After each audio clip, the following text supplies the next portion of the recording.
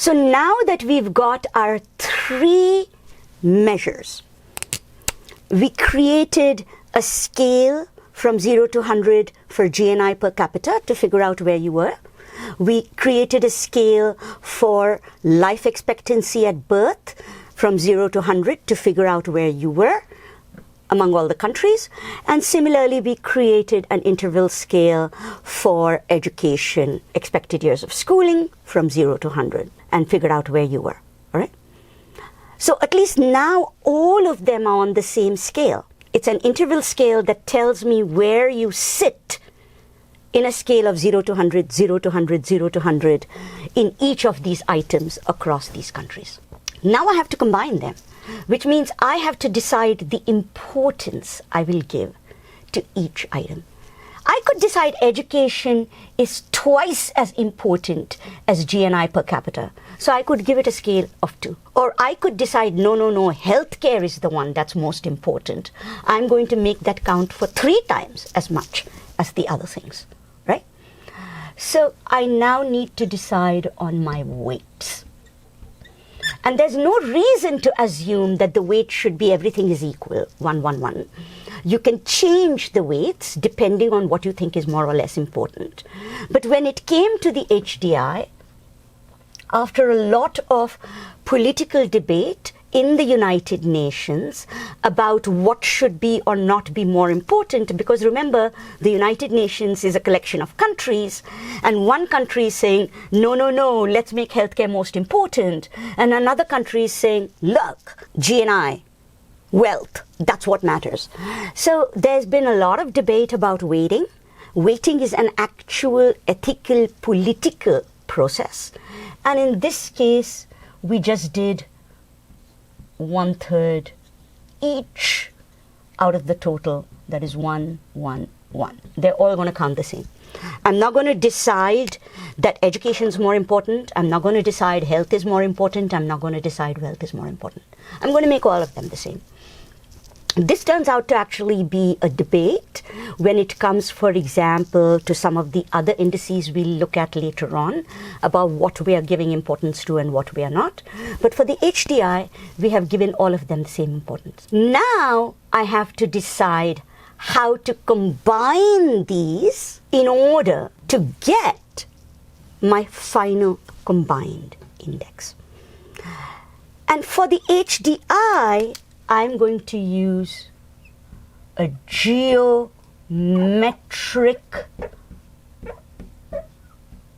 mean, because as it happens, these three are correlated. It's pretty good chance that if you are a country with a high rank in the gross national income per capita, you're also a country with a high rank in education. But I don't necessarily know whether it's because you as a government paid attention to it, or it's just that as people became richer, they send their kids to college or to school more. All right?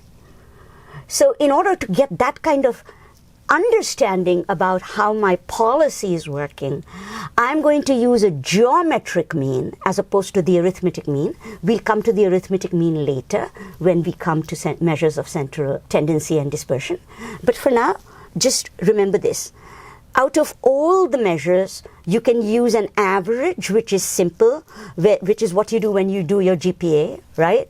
You do so much for so many credits plus so much grade for 4.0 for 5 credits plus 2.3 for 5 credits plus 3.8 for 3 credits, right? You do plus, plus, plus, plus, and you divide by total number of credits. In that case, the credits are your weight.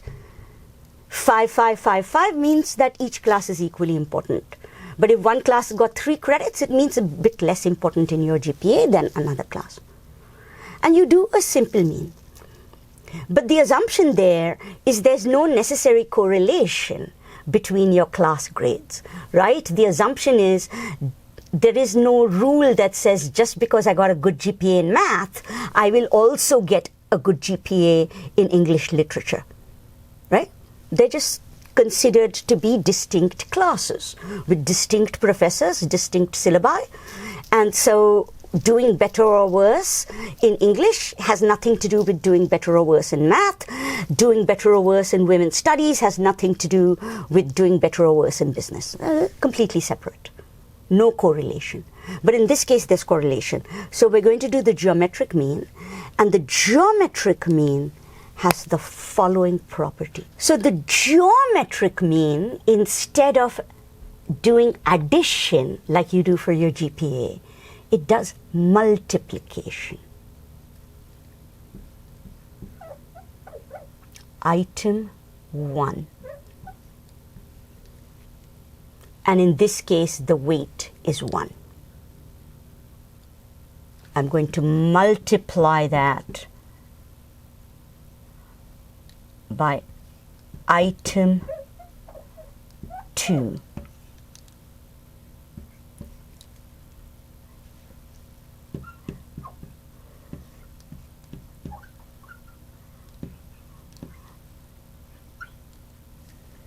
So the X, the Y, and the Z are weights.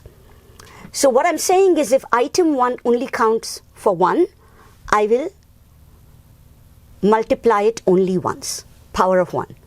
But if I think item 2 is worth twice as much as item 1, then I will include it twice. Item 2 multiplied by item 2, that's item 2 squared.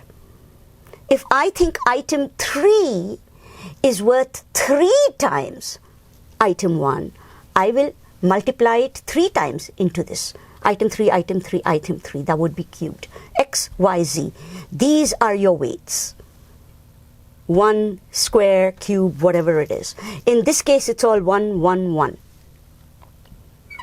Now that I've done the multiplication,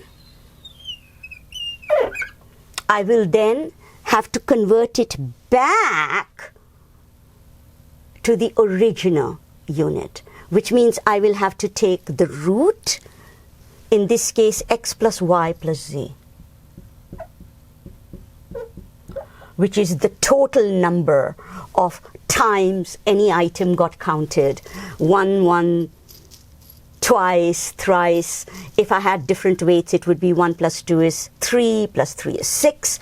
It would be the 6th root. In this case, it's going to be GNI once. So that's going to be 1. GNI per cap, which I created on my ratio scale, or on my interval scale. Can I do that again? Yeah. It would be GNI per capita on my interval scale, that number I got from 0 to 100. I'm going to count it once.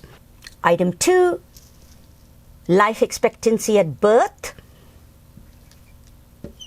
which I then created on my interval scale, that number I created from 0 to 100. On where I sat in life expectancy at birth, I'm going to count it once. And item 3, years, average years of education. And I'm going to count that once. And again, I'm going to use that number I got from 0 to 100, which tells me where I sit in that scale. So 1 plus 1 plus 1, cube root. So what I'm just going to do is I'm going to take those 3 numbers I had, 1, 2, 3. I'm going to multiply them by each other. And because there's 3 of them and they all have the same weight, I'm just going to take the cube root. That will give me my HDI, and it will give me a number between 0 and 100, with 100 indicating that I am doing the best.